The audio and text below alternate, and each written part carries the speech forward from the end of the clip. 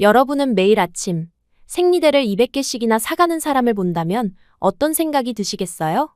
심지어 그 사람이 외국인이라면요? 오늘 이야기의 주인공은 한국에 취업을 온 스웨덴 여성입니다. 그녀가 동네 마트에서 매일같이 생리대를 수백 개씩 사가자 주민들은 수상하다며 경찰에 신고했고 출동한 경찰은 상상도 못한 광경을 보게 되었다는데요. 모두가 뒤에서 수군거릴 때 그녀는 왜 묵묵히 생리대를 들고 사라졌을까요? 믿기 힘든 그녀의 진짜 사연, 지금부터 함께 보시죠. 구독과 좋아요는 감동블라썸 영상 제작에 큰 힘이 됩니다. 안녕하세요. 저는 린다입니다. 스웨덴의 한 외곽 도시에서 태어났습니다. 그곳은 겨울이면 세상이 온통 하얀색으로 변하는 곳이었어요. 어릴 적 기억은 대부분 따뜻했습니다. 아빠는 목수였고 엄마는 꽃집을 운영했어요. 우리 집은 크지 않았지만 아빠가 직접 만든 나무 가구들로 가득했습니다. 그리고 엄마가 매일 아침 꽃병에 꽂아두는 들꽃 향기가 집안에 가득했어요. 하지만 행복은 오래가지 않았습니다. 제가 7살 되던 해 겨울 부모님은 눈이 심하게 내리던 밤 교통사고로 세상을 떠났어요. 그날 이후 제 세상에는 찬바람과 침묵만 남았습니다. 할머니께서 저를 데려가셨어요. 할머니는 따뜻한 분이셨지만 형편이 넉넉하지 않았기에 생필품도 조절하며 살아야 했습니다.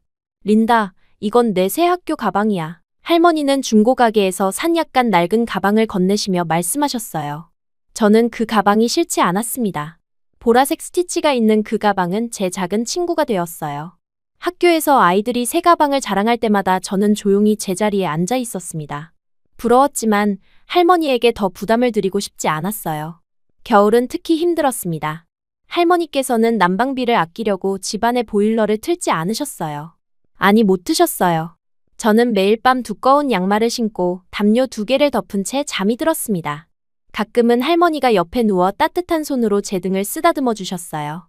그 순간만큼은 모든 추위가 사라졌습니다. 린다, 넌 내 부모님처럼 강한 아이야. 언젠가 이 모든 어려움을 이겨내고 빛나는 사람이 될 거야. 할머니의 말씀은 제게 작은 희망이 되었어요. 저는 그 말을 믿으며 하루하루를 견뎌냈습니다. 중학교에 들어갔을 때 저는 여전히 조용한 아이였어요. 친구들은 많지 않았지만 책과 그림 그리기가 좋았습니다. 제 스케치북은 항상 풍경과 사람들의 표정으로 가득했어요. 미술 선생님은 제 그림을 보고 린다, 너는 사람의 감정을 잘 포착하는구나 라고 말씀하셨습니다. 그 말이 제게는 큰 위로가 되었어요. 그해 겨울, 제 인생에서 가장 부끄러운 순간이 찾아왔습니다.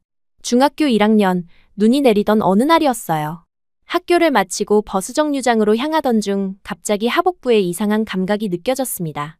화장실에 가고 싶다고 생각했지만 이미 마지막 학교 버스 시간이 가까워 서둘러 정류장으로 향했어요. 버스 정류장에 도착했을 때 저는 벤치에 앉았습니다. 그리고 그때 알게 되었어요.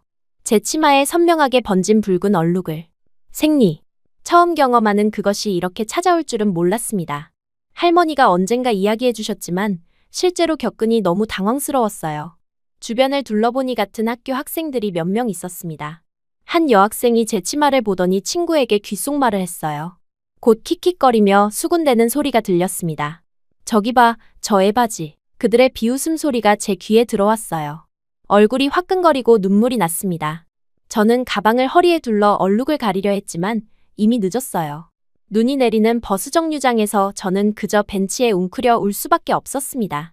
할머니에게 전화하고 싶었지만 그날따라 휴대폰 배터리는 방전되어 있었어요. 너무 부끄럽고 무력했습니다.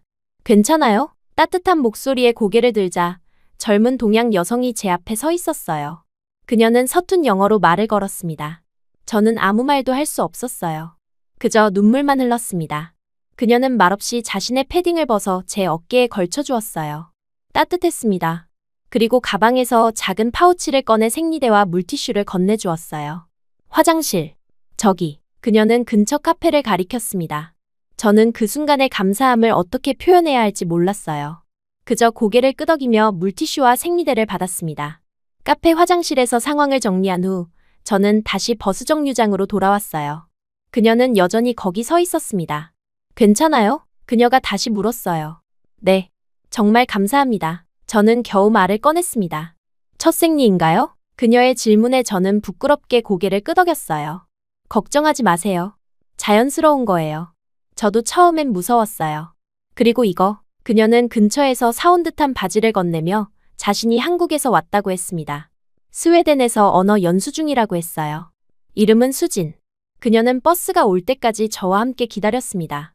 날씨는 춥고 눈은 계속 내렸지만 그녀의 존재만으로도 따뜻했어요.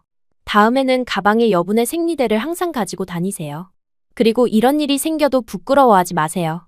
모든 여성이 겪는 일이니까요. 그녀의 조언은 단순했지만 큰 위로가 되었습니다. 버스가 도착했을 때 저는 그녀의 패딩을 돌려주려 했어요. 하지만 그녀는 고개를 저었습니다. 가지고 가요. 집에 도착하면 돌려주세요. 그리고 그녀는 작은 쪽지에 자신의 주소를 적어주었어요. 할머니께 상황을 설명하자 할머니는 바로 이해하셨습니다. 다음 날 우리는 그 주소로 찾아갔어요. 수지는 환하게 웃으며 우리를 맞아주었습니다. 할머니는 그녀에게 직접 드신 목도리를 선물로 드렸어요. 저는 그날 만든 작은 그림을 선물했습니다. 그림 속에는 눈 내리는 버스 정류장과 두 사람이 있었어요.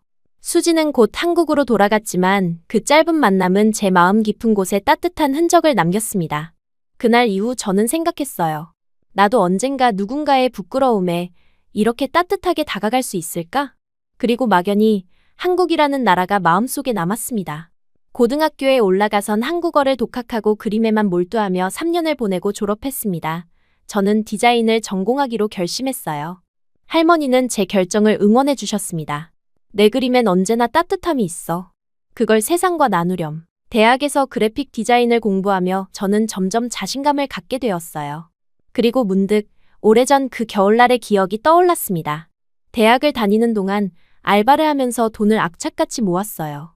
당연히 한국에 가기 위해서였어요. 대학 3학년이 되었을 때 본격적으로 한국에 갈 준비를 했어요. 한국의 디자인 트렌드를 조사하면서 저는 다시 한번 그 나라에 대한 관심을 키웠습니다. 워킹홀리데이 프로그램을 알게 되었고 졸업 후 한국행을 결심했어요. 할머니는 걱정하셨지만 제 결정을 존중해 주셨습니다. 린다, 넌 언제나 내 길을 찾아왔어. 이번에도 그럴 거라 믿어. 할머니의 믿음은 제게 큰 힘이 되었어요. 드디어 한국, 서울에 도착했을 때의 그 설렘은 아직도 생생합니다. 낯선 언어, 낯선 음식, 낯선 거리. 하지만 어딘가 친숙한 느낌도 있었어요. 서울 외곽의 작은 디자인 스튜디오에서 인턴으로 일하게 되었습니다. 그곳에서 저는 한국의 디자인 감각을 배우며 조금씩 적응해 나갔어요. 사실 처음엔 외로웠습니다. 언어의 장벽, 문화적 차이가 때로는 높은 벽처럼 느껴졌어요. 저는 할머니에게 매일 메시지를 보냈습니다. 할머니, 오늘은 지하철에서 길을 잃었어요. 하지만 친절한 아주머니가 도와주셨어요. 할머니, 오늘은 처음으로 김치찌개를 먹었어요. 매웠지만 맛있었어요. 작은 일상의 조각들을 나누며 그리움을 달랬습니다. 한국에서의 생활이 6개월째 접어들 무렵, 저는 어느 정도 안정을 찾았어요. 한국어도 조금씩 늘었고, 직장에서도 인정받기 시작했습니다. 하지만 마음 한구석은 여전히 공허했어요. 뭔가 더 의미 있는 일을 하고 싶다는 생각이 들었습니다. 그러던 어느 날, 스마트폰으로 뉴스를 보다가 한 기사가 눈에 들어왔어요. 생리대를 살 수 없어 수업을 빠지는 중학생들. 기사는 경제적 어려움으로 생리대를 구입하지 못해 학교를 빠지는 청소년들의 이야기를 다루고 있었습니다. 한 중학생은 인터뷰에서 운동화 깔창을 접어 생리대로 썼다 고 말했어요. 그 아이의 얼굴을 본 순간 제 과거가 겹쳐졌습니다. 눈 내리는 버스 정류장에서 웅크렸던 그날 그 부끄러움과 무력감. 그리고 그때 나타났던 수진의 따뜻한 손길. 저는 그 순간 결심했어요. 그 아이들에게 내가 받은 따뜻함을 돌려주자고. 다음 날 아침, 저는 일찍 일어나 동네 마트로 향했습니다. 문을 연 지 얼마 안 된 작은 마트였어요. 처음엔 30개의 생리대를 구입했습니다. 계산대에서 점원은 잠깐 의아한 표정을 지었지만 곧 무심한 얼굴로 봉투에 담아주었어요. 그날 저녁, 저는 인터넷으로 근처 청소년 쉼터의 주소를 찾았습니다. 다음 날 퇴근 후 생리대 봉투를 들고 그곳을 찾아갔어요. 안녕하세요. 이거 아이들에게 나눠주시면 좋겠어요. 저는 서툰 한국어로 말했습니다. 센터 직원은 놀란 표정이었지만 감사히 받아주셨어요. 그것이 시작이었습니다. 이렇게 제 삶은 더 이상 공허하지 않았습니다. 매일 아침, 마트로 향하는 발걸음은 가벼웠어요. 이것이 제가 오래전부터 찾던 나만의 방식이라고 생각했습니다. 첫 기부 이후 저는 더 많은 생리대가 필요하다고 느꼈습니다. 청소년 쉼터 직원분이 정말 감사해요. 이런 물품이 항상 부족하거든요. 라고 말씀하셨기 때문이에요. 그래서 다음 날 저는 다시 그 마트로 향했습니다. 이번에는 100개를 구입했어요. 계산대 직원은 이전보다 더 의아한 표정을 지었지만 저는 그저 미소로 답했습니다. 일주일 동안 매일 마트에 들러 생리대를 구입하면서 저는 점점 더 많은 곳에 기부를 시작했어요. 청소년 쉼터뿐만 아니라 고아원, 지역 복지센터까지 찾아갔습니다. 그곳에 아이들을 직접 만나는 것은 아니었어요. 그저 물품을 전달하고 돌아오는 것뿐이었습니다. 하지만 그것만으로도 제 마음은 따뜻해졌어요. 2주가 지났을 무렵 저는 구입량을 늘려 한 번에 200개씩 사기 시작했습니다. 제가 모아둔 돈이 빠르게 줄어들었지만 그만큼 제 마음은 풍요로워졌어요. 그러나 마트 직원들의 표정이 달라지기 시작했어요. 더 이상 단순한 의아함이 아니었습니다. 수군거림이 들리기 시작했어요. 처음에는 작은 목소리로, 그리고 점점 더 크게. 저 외국인 여자 또 왔네. 한 직원이 말했습니다. 오늘도 생리대 싹쓸이겠지? 다른 직원이 대답했어요. 한국어 수업을 꾸준히 들어온 덕분에 저는 그들의 대화를 대부분 이해할 수 있었습니다. 하지만 저는 모른 척했어요. 중요한 건 제가 왜 이 일을 하는지였고 그들의 말은 중요하지 않았습니다. 한 달이 지났을 무렵 동네에서 소문이 퍼지기 시작했어요. 마트 건너편 제과점 아주머니가 저를 보며 손가락질하는 것을 봤습니다. 과일 가게 할아버지도 제가 지나갈 때마다 의심스러운 눈초리로 쳐다보셨어요. 그때는 몰랐지만 동네에서는 이미 저에 대한 이상한 소문이 돌고 있었습니다. 어느 날 마트에서 계산을 하고 있을 때였어요. 젊은 여성 직원이 다른 직원에게 말했습니다. 쟤 또 왔어. 생리대를 하루에 몇백 개씩 사간다잖아? 그 말에 옆에 있던 중년 남성 직원이 대답했어요. 불법으로 파는 거 아니야? 그리고 또 다른 직원이 덧붙였습니다. 아니면 밤일하는 애겠지.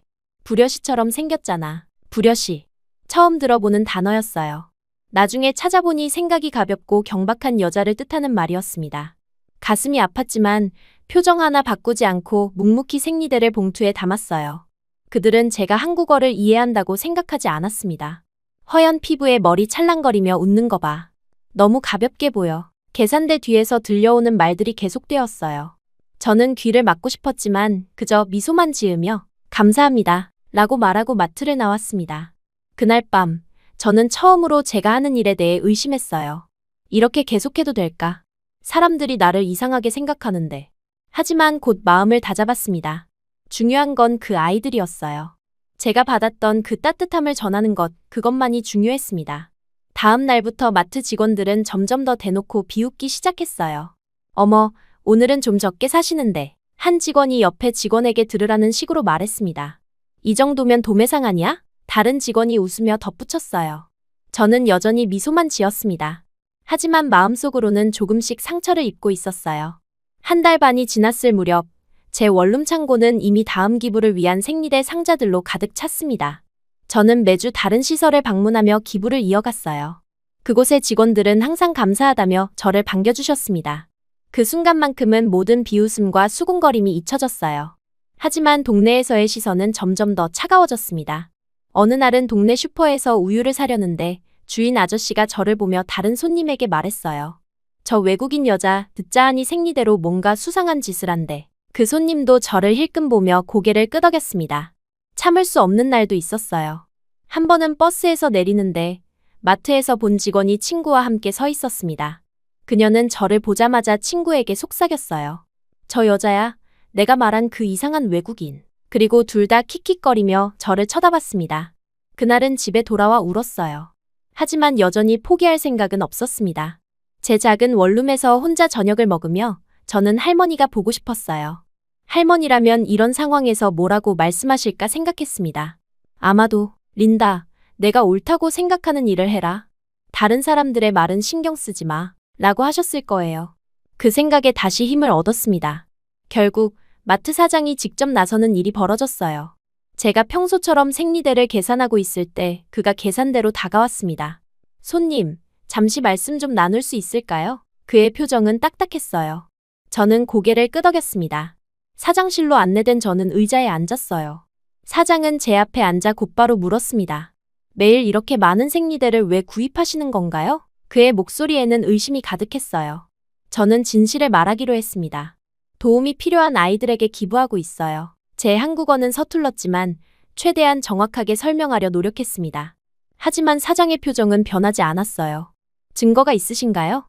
정말 기부하는 건가요? 그의 질문은 마치 저를 범죄자 취급하는 것 같았습니다. 저는 휴대폰을 꺼내 기부한 시설들의 사진과 영수증을 보여주려 했어요. 하지만 사장은 고개를 저었습니다. 죄송합니다만 이런 대량 구매는 저희 마트에 부담이 됩니다. 그리고 다른 손님들도 불편해하고 있어요. 가슴이 무너지는 느낌이었습니다. 제가 옳은 일을 하고 있다고 생각했는데 이렇게 의심받다니요. 그날 이후 저는 다른 마트를 찾아다녀야 했습니다. 한 마트에서 너무 많이 사면 의심을 사니 여러 마트를 돌아다니며 조금씩 구입했어요. 하지만 소문은 이미 동네 전체에 퍼져 있었습니다.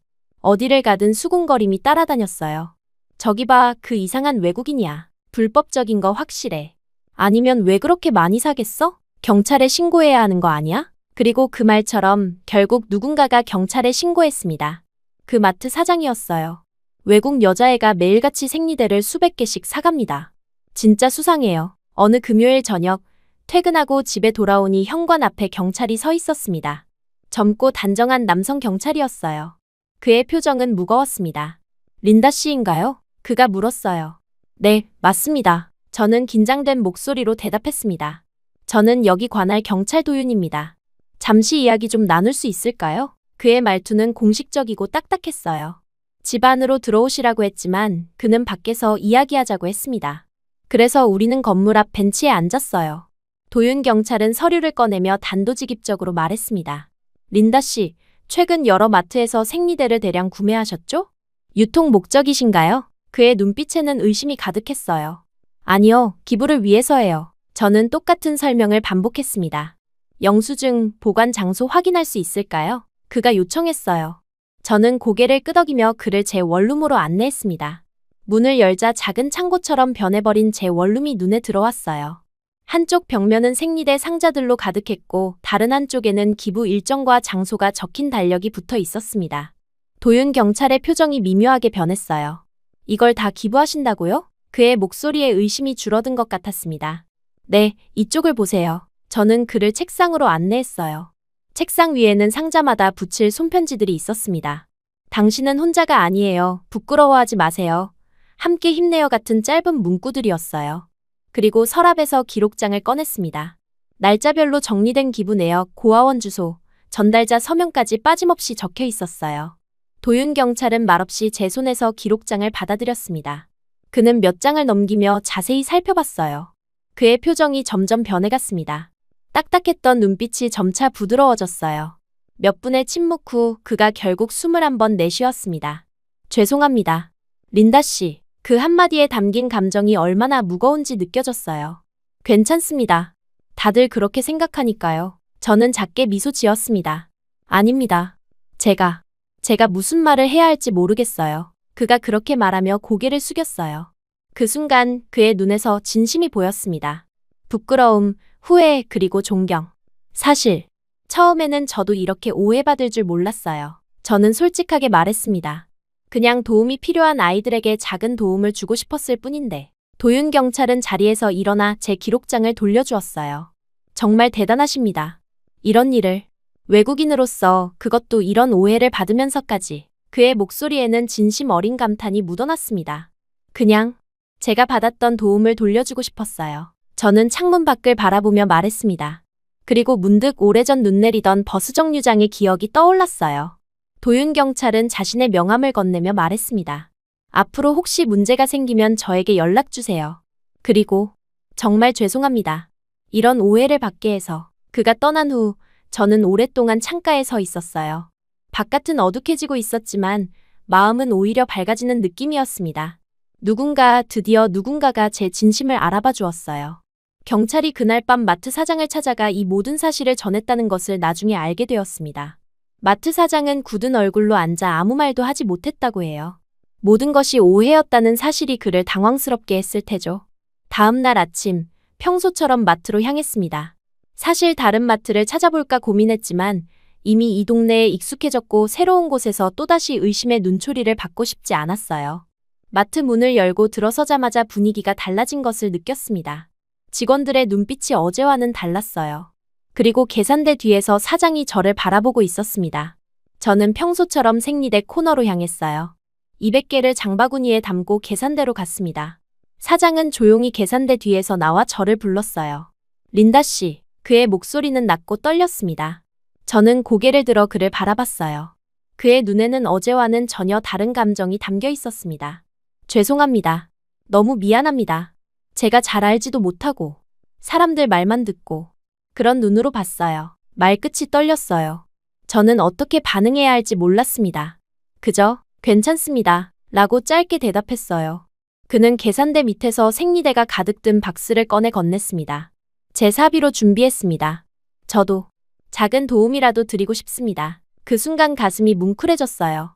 어제까지 저를 의심스러운 눈으로 바라보던 사람이 이렇게 변할 수 있다는 사실이 놀라웠습니다. 저는 감사의 인사를 건네고 박스를 받았어요. 그날 이후 마트에서의 분위기는 완전히 달라졌습니다. 일주일 후 마트에 다시 갔을 때 놀라운 광경을 목격했어요. 마트 입구에 작은 기부함이 생겨 있었습니다. 누군가의 부끄러움에 따뜻하게 다가가기, 린다 씨처럼이라는 문구가 붙어 있었어요. 기부함 안에는 이미 몇 개의 생리대 팩이 들어 있었습니다. 사장은 제게 설명했어요. 손님들께 린다 씨 이야기를 했습니다. 많은 분들이 감동받으셨어요. 이제 우리 마트가 기부의 중심지가 되었으면 합니다. 그 말을 듣는 순간 눈물이 났습니다. 제가 한 작은 행동이 이렇게 다른 사람들에게 영향을 미칠 수 있다니 놀라웠어요. 마음속으로 수진 언니에게 감사 인사를 전했습니다. 그녀가 버스 정류장에서 보여준 작은 친절이 이렇게 커다란 파동을 만들어내고 있었으니까요. 변화는 거기서 그치지 않았습니다. 며칠 후 과일 가게 할머니가 제가 지나가는 것을 보고 부르셨어요. 린다 아가씨, 잠시 들어와 볼래? 할머니는 가게 안쪽에서 상자 하나를 꺼내셨습니다. 집에 남아있던 여성용품을 몇 상자 모아오셨다고 해요. 내 손녀도 중학생이에요. 그 마음, 이제야 알겠네요. 할머니의 주름진 손이 제 손을 꼭 잡았습니다. 그 온기가 제 마음 깊숙이 스며들었어요. 그날 이후 동네 분위기가 확연히 달라지기 시작했습니다. 한때 저를 수상하게 바라보던 사람들이 이제는 반갑게 인사를 건넸어요. 제과점 직원은 마트 앞 기부함에 작은 손편지를 붙였습니다. 처음엔 저도 이상한 외국인인 줄만 알았어요. 용기 내줘서 고맙습니다. 매일 아침마다 누군가는 기부함에 물품을 넣고 갔습니다. 어떤 날은 생리대 몇 팩, 어떤 날은 화장지나 물티슈 같은 생필품이었어요. 한 번은 초등학생으로 보이는 여자아이가 엄마 손을 잡고 와서 자신의 용돈으로 산 작은 생리대 팩을 넣는 모습을 보았습니다. 그 순간의 감동은 말로 표현할 수 없었어요. 제 원룸은 이제 작은 창고가 되었습니다. 하지만 이제는 혼자 감당하지 않아도 되었어요. 마트 사장이 배송 트럭을 빌려주겠다고 제안했고 동네 젊은이들이 물품을 나르는 것을 도와주기 시작했습니다. 어느 토요일 기부 물품을 정리하고 있을 때 도윤 경찰이 찾아왔어요. 그는 사복 차림이었고 손에는 커피 2잔을 들고 있었습니다. 바쁘신가요? 잠시 쉬어 가시라고 커피 가져왔습니다. 그의 목소리에는 이전의 공식적인 톤이 사라져 있었어요. 우리는 원룸 앞 작은 벤치에 앉았습니다. 가을 햇살이 따뜻하게 내리쬐었어요. 도윤은 조심스럽게 물었습니다. 혼자 이 일을 시작하셨다니 대단하세요. 어떻게 이런 생각을 하게 되셨나요? 저는 처음으로 누군가에게 제 이야기를 했어요. 스웨덴의 버스 정류장에서 있었던 일, 한국 여성이 보여준 따뜻함, 그리고 그것이 제 마음에 남긴 흔적까지. 도윤은 말없이 경청했습니다. 그래서 한국에 오게 된 거군요. 그가 말했어요. 네, 어쩌면 그 기억이 제 마음 깊은 곳에 남아있었나 봐요. 저는 미소 지으며 답했습니다. 그 대화 이후 도윤은 자주 연락을 해왔어요. 처음에는 미안하다는 마음이 컸을 겁니다. 하지만 점차 그의 메시지는 제 활동에 대한 진심 어린 관심을 담기 시작했습니다. 어느 날은 고아원 주소를 알려주며 그곳도 도움이 필요하다고 했어요. 또 다른 날은 지역 봉사 단체를 소개해주기도 했습니다. 동네 사람들의 참여도 점점 늘어났어요. 한 학부모는 학교 모임에서 제 활동을 소개했고 그 결과 학부모들이 모금을 시작했다고 합니다. 어떤 아이 엄마는 딸과 함께 직접 생리대를 포장해 센터로 보내기도 했어요. 마트 사장의 제안으로 매주 토요일에는 마트 옆 빈 공간에서 자발적인 봉사 모임이 열리게 되었습니다. 처음에는 5명 정도 모였지만 점차 참여자가 늘어났어요. 학생, 주부, 회사원, 심지어 처음엔 삐딱하게 쳐다보던 남고생들까지 우리 반에서도 도움받은 애 있다. 며 봉사에 참여하겠다고 찾아왔습니다. 한 번은 봉사 모임 중에 한 중학생이 조용히 다가와 말했어요. 린다 언니, 저 사실 1년 전까지 생리대 살 돈이 없어서 학교 못 간 적이 있어요. 이런 활동이 있었으면 좋았을 텐데. 그 아이의 눈에는 눈물이 맺혀 있었습니다. 저는 그 아이를 안아주었어요. 이것이 바로 제가 이 일을 계속하는 이유였습니다. 도윤도 봉사 모임에 자주 참여했어요. 그는 자신의 순찰 일정을 조정해가며 토요일마다 나타났습니다. 무거운 상자를 나르고 물품을 분류하고 배송을 도왔어요. 우리는 점점 더 많은 시간을 함께하게 되었습니다. 어느 날은 밤늦게까지 고아원에 전달할 물품을 정리했어요. 도윤은 제게 피곤하지 않냐고 물었습니다.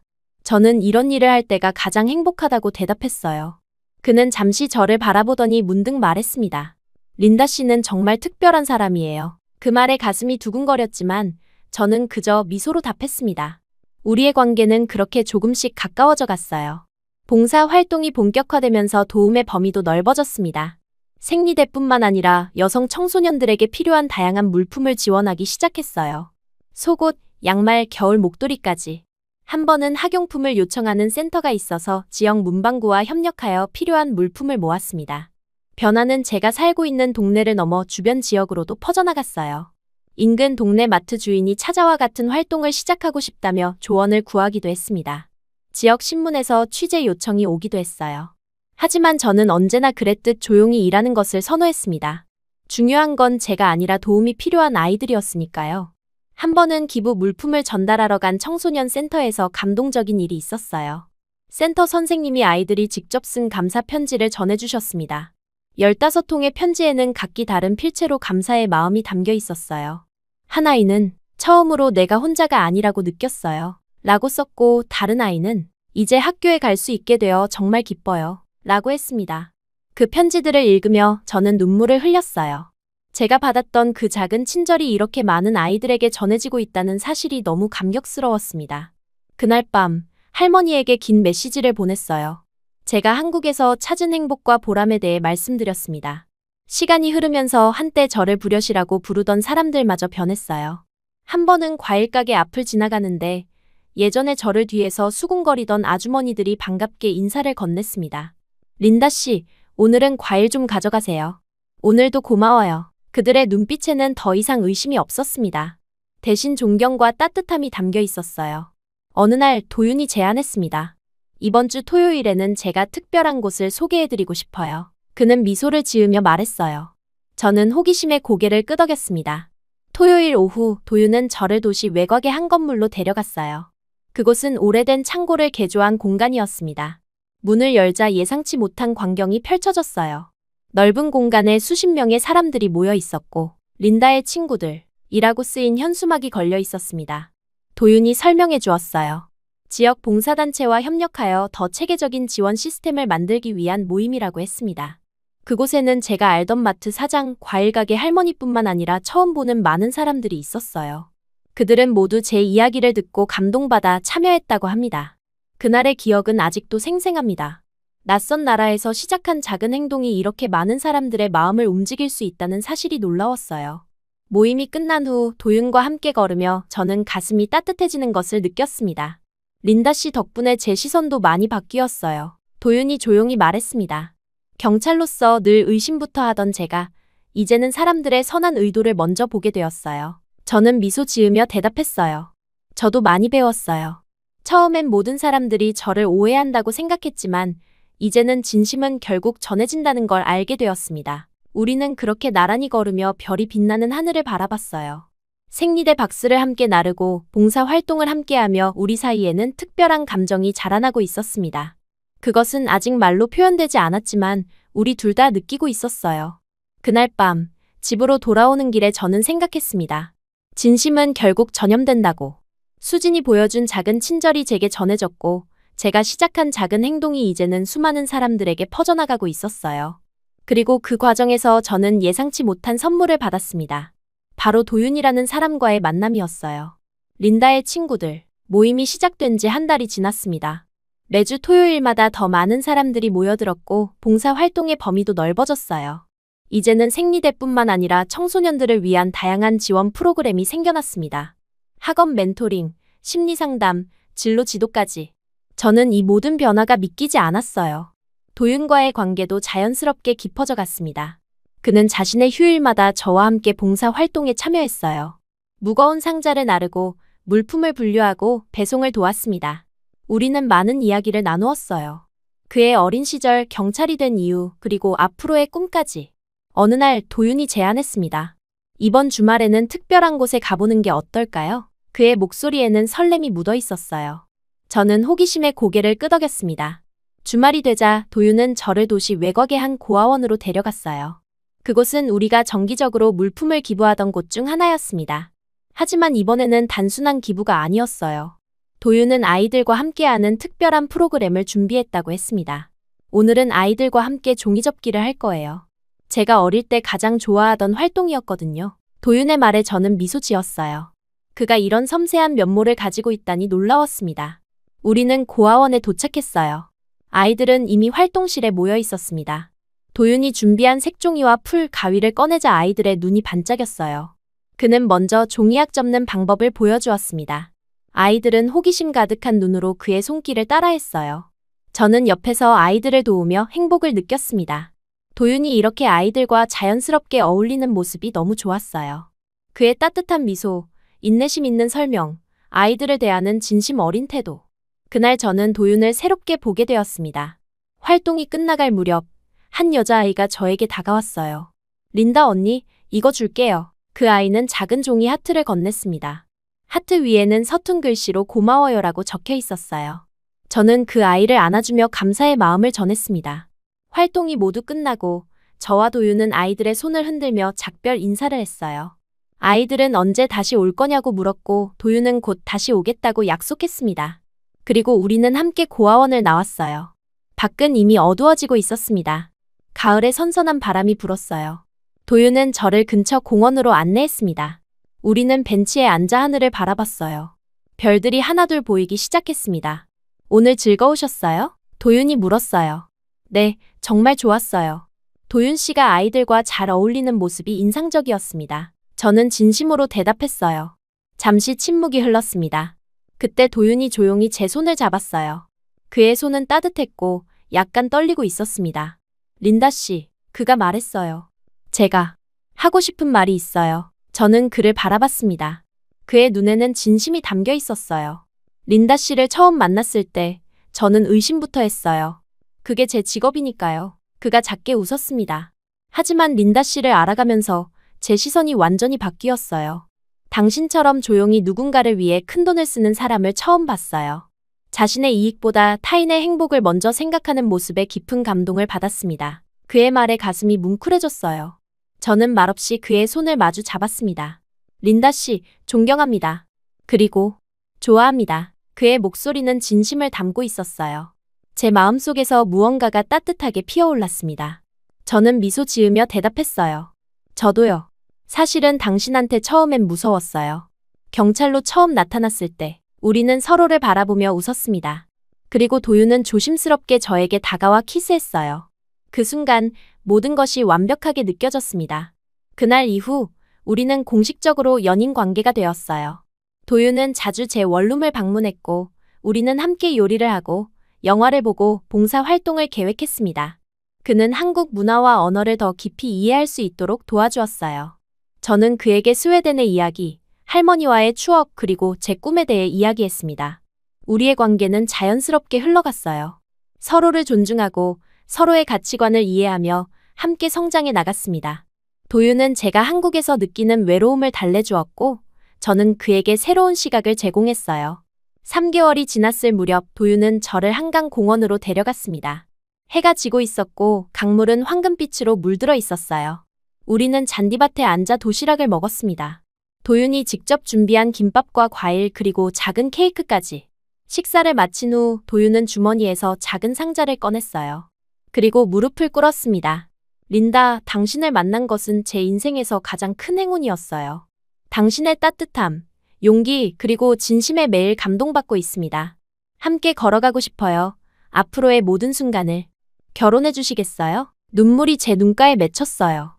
저는 고개를 끄덕이며 네, 라고 대답했습니다. 도윤은 반지를 제 손가락에 끼워주었어요. 그것은 화려하지 않은 작고 소박한 반지였지만 그 어떤 보석보다 값진 것이었습니다. 우리는 단순하고 소박한 결혼식을 계획했어요. 큰 행사보다는 의미 있는 순간을 만들고 싶었습니다. 결혼 준비를 하면서도 봉사활동은 계속되었어요. 오히려 더 많은 사람들이 참여하게 되었습니다. 결혼식 날, 저는 할머니가 보고 싶었어요. 하지만 할머니의 건강 상태가 여행을 허락하지 않았습니다. 대신 화상 통화로 할머니의 축복을 받았어요. 할머니는 눈물을 흘리시며 말씀하셨습니다. 린다, 내가 이렇게 행복한 모습을 보니 나도 행복하구나. 내 부모님도 하늘에서 기뻐하실 거야. 결혼식은 작은 공원에서 열렸습니다. 우리가 처음 만났던 그 고아원 아이들이 직접 만든 종이꽃을 들고 입장했어요. 마트 사장님이 자원해서 사회를 봐주셨고 동네 사람들이 모두 참석했습니다. 과일 가게 할머니, 제과점 직원, 학원 선생님, 그리고 린다의 친구들, 모임 멤버들까지. 저는 간단한 흰 드레스를 입었어요. 화려한 장식 없이 그저 순수한 마음으로 도윤을 만나기 위해. 도윤은 단정한 정장 차림으로 저를 기다리고 있었습니다. 그의 눈에는 사랑과 존경이 가득했어요. 여러분, 오늘 우리는 특별한 두 사람의 결합을 축하하기 위해 모였습니다. 마트 사장님의 목소리가 울려 퍼졌어요. 린다 씨는 우리 동네에 큰 변화를 가져왔습니다. 그녀의 작은 친절이 수많은 사람들에게 영감을 주었고, 이제는 우리 모두가 함께하는 커다란 움직임이 되었습니다. 그리고 도윤 씨, 당신은 그녀의 진심을 가장 먼저 알아봐 주신 분입니다. 서로의 눈을 바라보며 결혼 서약을 했습니다. 간단하지만 진심이 담긴 약속이었어요. 반지를 교환하고 마침내 부부가 되었습니다. 축하의 박수 소리가 울려 퍼졌어요. 그 순간 한때 저를 의심스러운 눈으로 바라보던 사람들이 모두 기쁨의 눈물을 흘리며 저희를 축복해 주었습니다. 한때 저를 미친 외국 여자라며 조심하라고 말하던 그들까지도 눈물을 훔치며 제게 손을 내밀었어요. 린다 씨가 우리 마을의 자랑이에요. 과일 가게 할머니가 말씀하셨습니다. 결혼식 후 우리는 작은 집으로 이사했어요. 도윤의 월급과 제 디자인 일로 벌어들인 돈으로 마련한 소박한 집이었습니다. 하지만 그곳은 우리에게 천국 같은 공간이었어요. 함께 가구를 고르고 벽지색을 정하고 작은 정원을 가꾸는 일은 새로운 행복을 가져왔습니다. 결혼 생활은 새로운 도전이었어요. 문화적 차이, 생활 습관의 차이가 때때로 갈등을 만들기도 했습니다. 하지만 우리는 서로를 이해하려 노력했어요. 도윤은 제 스웨덴식 생활 방식을 존중해 주었고, 저는 한국의 문화와 예절을 배우려 했습니다. 봉사 활동은 계속되었어요. 이제는 더 체계적이고 큰 규모로 운영되었습니다.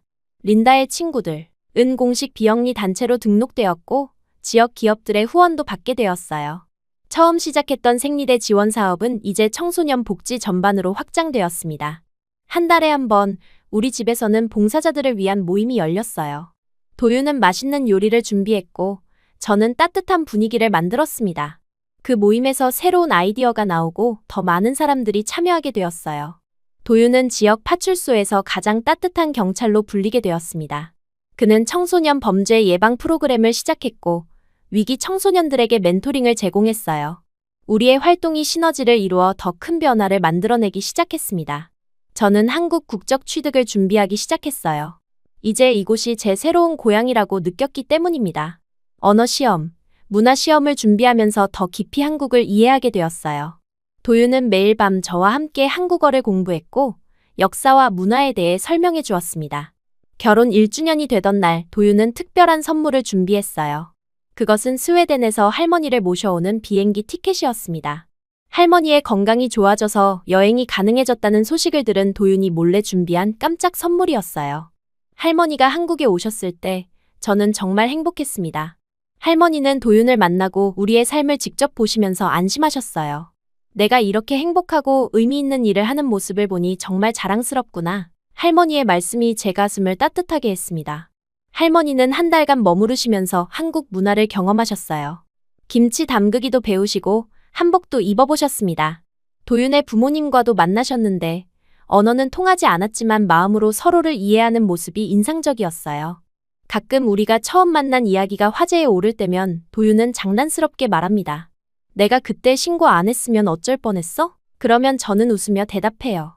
그래, 당신 인생 최고의 수사였지. 그 모든 오해와 차가운 시선이 없었다면 지금의 우리는 없었을 거예요.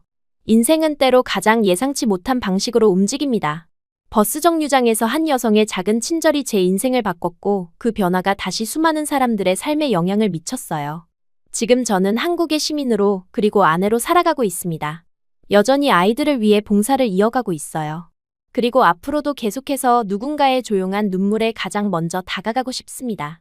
그게 누군가 제게 했던 것처럼. 그 따뜻한 패딩 한 장이 제게 그랬던 것처럼. 이제는 우리의 이야기가 더 많은 사람들에게 전해지길 바랍니다. 작은 친절이 얼마나 큰 변화를 가져올 수 있는지, 오해와 편견을 넘어 진심이 통할 수 있다는 것을. 그리고 무엇보다 우리 모두가 서로에게 따뜻한 패딩이 될 수 있다는 사실을.